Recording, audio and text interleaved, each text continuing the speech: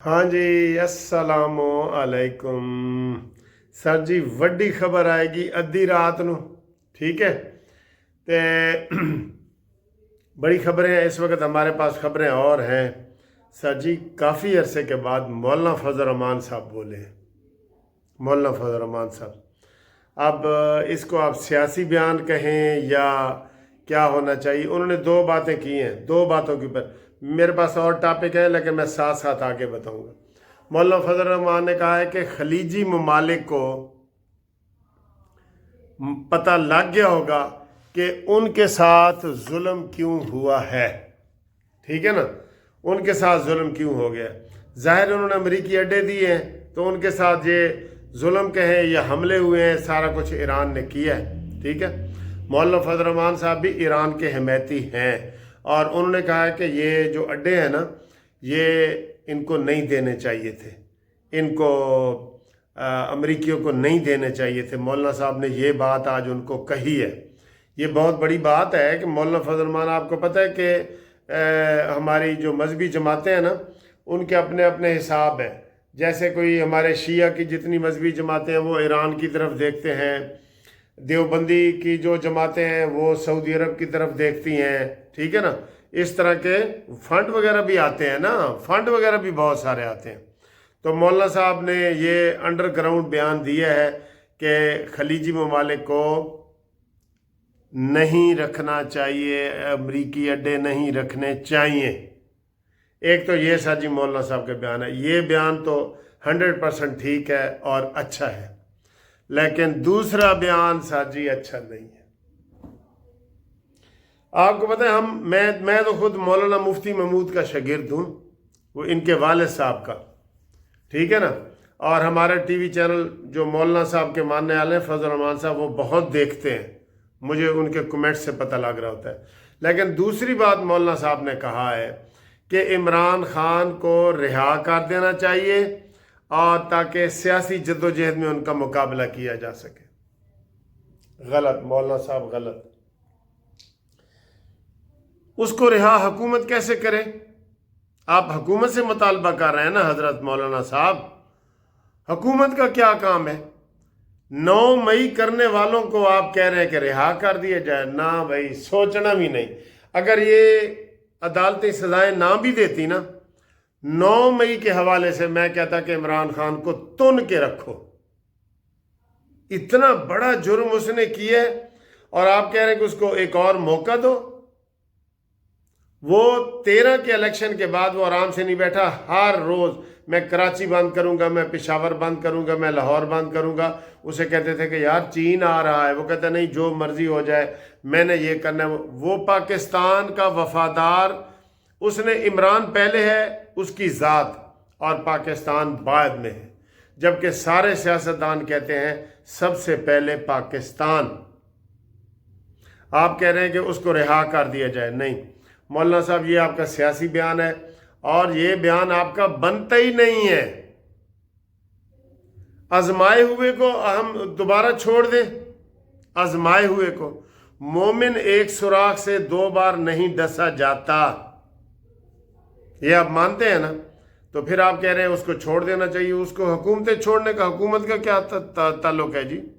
हुकूमत का क्या ताल्लुक है छोड़ने का? अदालतें छोड़े, अदालतों में जाए, जेल में रह के वो कह रहा है कि आसिम मुनीर जो है वो ज़हनी मरीज़ है। आप कहते हैं उसको छोड़ दिया जाए ज़हनी मरीज़ को, ताकि वो हमारे गले पड़े और हमें काटे और फिर हमें 14 टीके लगाने पड़े। भाई अंदर ही रहे, भाई अंदर ही रहे। मौलाना साहब, ये आपका सियासी बयान है।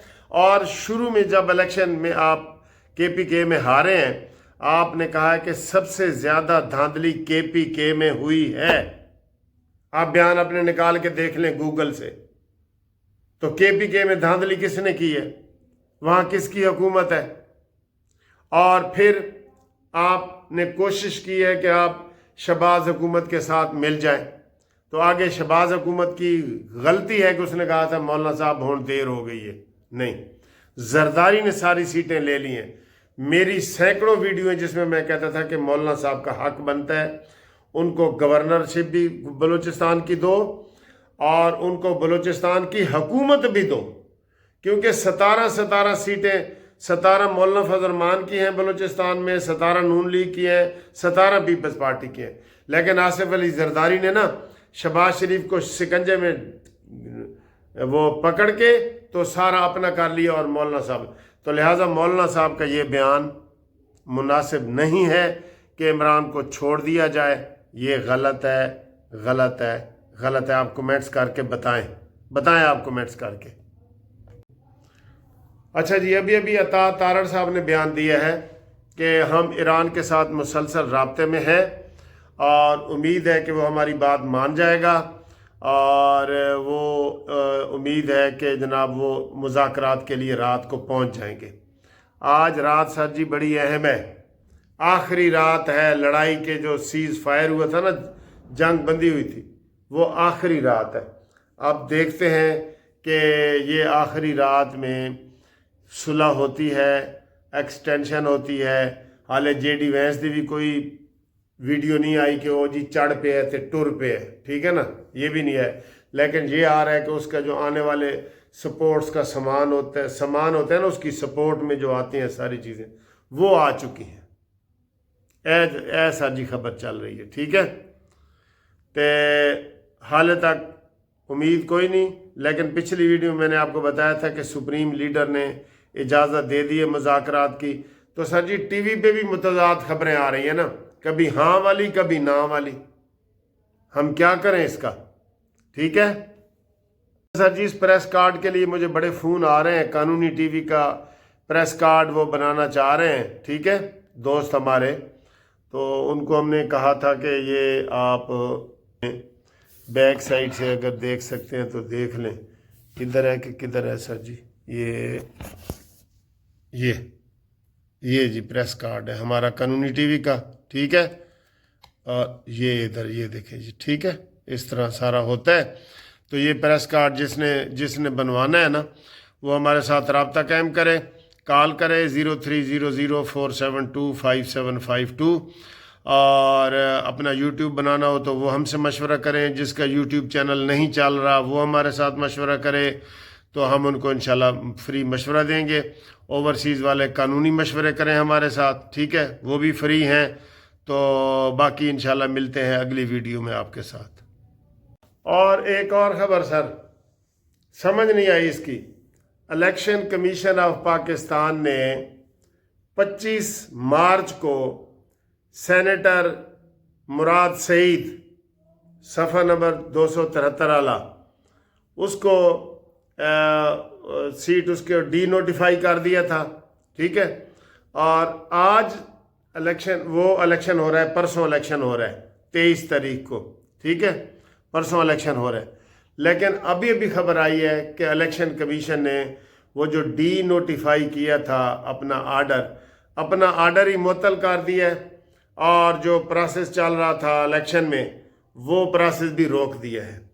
اس کی سمجھ مجھے نہیں آئی، الیکشن کمیشن نے ہی ڈی نوٹیفائی کیا، الیکشن کمیشن نے ہی اس کو معطل کیا، یہ کیا چکر ہے، پتہ نہیں اندر بینچ بنے ہوئے ہیں کیا ہے، اس کی وضاحت کہیں بھی نہیں آئی، ٹھیک ہے۔ تو میں نے کہا یہ خبر بھی آپ کو دے دیں، مراد سعید صفحہ نمبر 273 والا، اور اس کا جناب علی سینٹ، وہ ویسے اس نے حلف بھی نہیں اٹھایا، وہ آ ہی نہیں سکتا، پتہ نہیں بن کیسے گیا تھا، کاغذات کس طرح منظور ہو گئے تھے، یہ بھی ہمیں سمجھ نہیں آتی، ٹھیک ہے۔ وہ جناب علی یہ بھی ایک خبر تھی، میں نے کہا آپ کو بتا دوں۔